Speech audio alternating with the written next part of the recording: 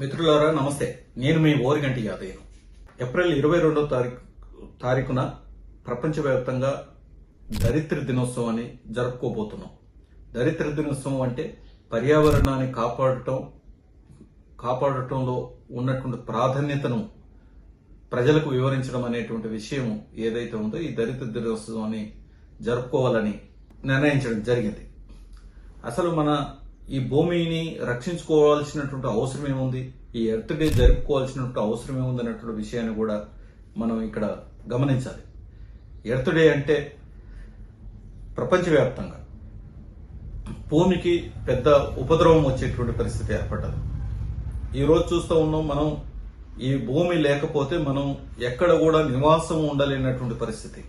ఈ భూమి మీద మనతో పాటు అనేక ప్రాణులు, అనేక జీవులు ఈ భూమి మీద ఉంటున్నటువంటి విషయాన్ని మనం గమనించాలి. ఈ భూమి మీదనే చెట్లు ఉంటున్నాయి, ఈ భూమి మీదనే వాటర్ ఉంటుంది, ఈ భూమి మీదనే మనతో పాటు మిగతా జీవులు కూడా నివాసం ఉంటున్నటువంటి విషయాన్ని గమనించాలి. అందుకోసమే మన పూర్వీకులు అందరూ కూడా మన భూమిని భూమాత, భూదేవి అని పూజించేవారు. అట్లాంటి భూమి ఈ రోజు ప్రమాదానికి గురైతున్నటువంటి విషయాన్ని మనం అందరం కూడా గుర్తించాలి. ఎందుకు ఈ గతంలో కంటే ఇప్పుడే ఈ భూమికి ఇంత ప్రమాదం వచ్చిందన్నటువంటి విషయాన్ని మనం అనుకుంటున్నాం. భూమి మీద మనం ఎప్పుడైతే నివాసం ఉంటున్నామో మనుషులు ఇటీవల కాలంలో పెద్ద ఎత్తున అభివృద్ధి అనేది జరుగుతూ ఉంది. అంటే తెలివి పెరుగుతూ ఉంది. అభివృద్ధి జరగడంతో పాటు అంటే అనేక పరిశ్రమలు వస్తున్నాయి, లేకపోతే ఇంకా కొత్త కొత్త పద్ధతుల్లో సైంటిఫిక్ గా ముందుకెళ్తున్నటువంటి పరిస్థితి ఉంది. ఈ సైంటిఫిక్ గా ముందుకెళ్తున్నటువంటి క్రమంలో పర్యావరణానికి కూడా ప్రమాదం వస్తున్నటువంటి పరిస్థితి మనం గమనిస్తా ఉన్నాం. అంటే భూమిని ఎంత ఉపయోగించి ఈ భూమి మీద ఉన్నటువంటి సహజ వనరుల్ని ఎవడు ఎంత ఉపయోగించుకుంటే అంత అభివృద్ధి సాధించడానికి అవకాశం ఉంది. ఏ దేశం ఎంత ఉపయోగించుకుంటే ఆ దేశం అంత అభివృద్ధి సాధించడానికి అవకాశం ఉంది. అందుకోసం భూమిని బద్దలు కొట్టడం అనేది అనివార్యమైనటువంటి పరిస్థితి ఉంది. అందుకోసం పారిశ్రామికంగా అభివృద్ధి జరుగుతున్నంత క్రమంలో భూమి మీద ఉన్నటువంటి అనేక వనరుల్ని ఈరోజు ధ్వంసం చేస్తున్నటువంటి పరిస్థితి ఉంది. మనం మొన్న చూసాం గచ్చిబౌలిలో అభివృద్ధిలో భాగంగానే కదా అక్కడ వేలం వేయాలన్నది, భూమిలో వేలం వేయాలన్నది, అనేక జీవరాశుల్ని, చెట్లని తొలగించాలనేటువంటి ప్రయత్నం జరిగింది కదా. అదేవిధంగా ఇక్కడ మనం రంగారెడ్డి జిల్లాలో బండరాయిలో చూస్తే మైనింగ్ జోన్ లో 300 ఫీట్లు 200 ఫీట్ల లోతు ఆ మైనింగ్ తవ్వకాలు ఉన్నాయి. అంటే ఎంత ధ్వంసం చేస్తా ఉన్నారు ఈ భూమిని. అంటే అభివృద్ధి ఒకవైపు ఉండాల్సిందే, కానీ అభివృద్ధి పేరుతో ఈ పర్యావరణాన్ని ధ్వంసం చేసేటువంటి ప్రక్రియ ఏదైతుందో ఇది చాలా ప్రమాదకరమైనటువంటి విషయం. మనం ఒక్కరు మాత్రమే ఈ ప్రమాదంలో చిక్కుకో, అనేక జీవులు ఈ రోజు చూస్తా ఉన్నాం. పిచ్చుకలు మనం గ్రామాలలో ఒక 20 సంవత్సరాల క్రితం 30 సంవత్సరాల క్రితం చూస్తే పెంకుటిళ్లకు గుళ్ళు పెట్టుకుని బతికేటివి. అదేవిధంగా చెరువుల్లో పోయి వాటర్ తాగేది, లేదా ఊర్లలో బోరింగ్లు చేతి పంపులు ఉంటే ఆడ నీళ్లు కొడుతూ ఉంటే ఆ నీటిలో అవి ఆ ఎండకు ఆడుకునేటివి, అట్లాగే నీళ్లు దహం తీర్చుకునేటివి. అక్కడ రైతులు ఎవరైనా పంటలు పండిస్తే ఆ పంటల్లో ఆహారాన్ని తీసుకునేటివి. లేదు ఆ పంటలు వచ్చిన తర్వాత కళ్ళల్లో ఎండబోస్తే ఆ రకమైనటువంటి పద్ధతులు అవి అక్కడ ఆహారాన్ని తీసుకునేటివి. కానీ ఇప్పుడు ఆ పరిస్థితి ఎక్కడిది? ఈ విపరీతంగా అభివృద్ధి పేరుతో రియల్ ఎస్టేట్ వ్యాపారం విపరీతంగా పెరిగిపోయి భవనాలు ప్లాట్లుగా మారిపోయి అసలు పంటలు పండించడానికి అవకాశం లేనటువంటి పద్ధతిలో ఈ రోజు భూములు తయారయ్యాయి. అందుకోసం మనం ఈ ప్రపంచం మీద మనతో పాటు ఇతర జీవులు కూడా ఒక జీవ వైవిధ్యాన్ని ఏర్పాటు చేసుకున్నాయి. అంటే ఒకదానికి ఒకటి కనెక్ట్ గా ఉన్నటువంటి పరిస్థితి, గొలుసు పద్ధతిలో ఉన్నటువంటి పరిస్థితి. ఎక్కడైనా ఏదైనా ప్రమాదం జరిగిందంటే, ఒక జీవరాశులకు ప్రమాదం జరిగిందంటే ఖచ్చితంగా మనుషులకు కూడా అది ప్రమాదం అయినటువంటి విషయాన్ని మనం గమనంలో పెట్టుకోవాలి. ఈ రోజు భూకంపాలు ఎందుకు వస్తూ ఉన్నాయి, అదేవిధంగా ఎండాకాలంలో వర్షాలు ఎందుకు వస్తూ ఉన్నాయి, అట్లాగే వర్షాలు క్రమ పద్ధతిని కోల్పోయేటువంటి పరిస్థితి ఎందుకు వచ్చింది, పెద్ద ఎత్తున హీట్ పెరగడం అనేది, వేడి పెరగడం అనేది జరుగుతూ ఉంది. చెట్లను నరికేయడం ఎప్పుడైతే ప్రారంభం జరిగిందో, ఈ విధ్వంసం ఎప్పుడైతే మొదలు పెట్టిందో ఆ క్రమంలోనే వేడి కూడా పెరిగేటువంటి పరిస్థితి ఏర్పడ్డది. అందుకోసమే అనేక ప్రభుత్వాలు చెట్లు నాటండి అనేది పొద్దులు లేస్తే చెప్తా ఉన్నాయి.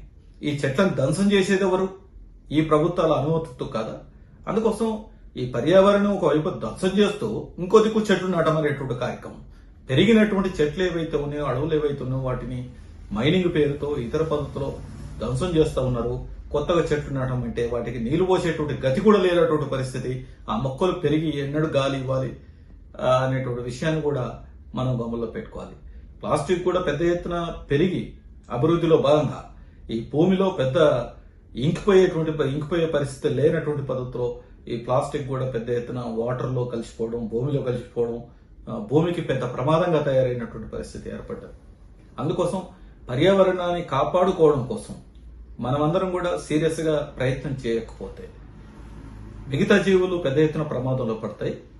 అదేవిధంగా మన వెనకాల వచ్చేటువంటి తరాలు, మన వెనకాల వచ్చేటువంటి వాళ్ళందరూ కూడా ఈ పర్యావరణాన్ని కాపాడుకోలేనటువంటి పరిస్థితిలో మొత్తం అనేక వ్యాధుల బారిన పడేటువంటి పరిస్థితి ఏర్పడుతూ ఉంటుంది.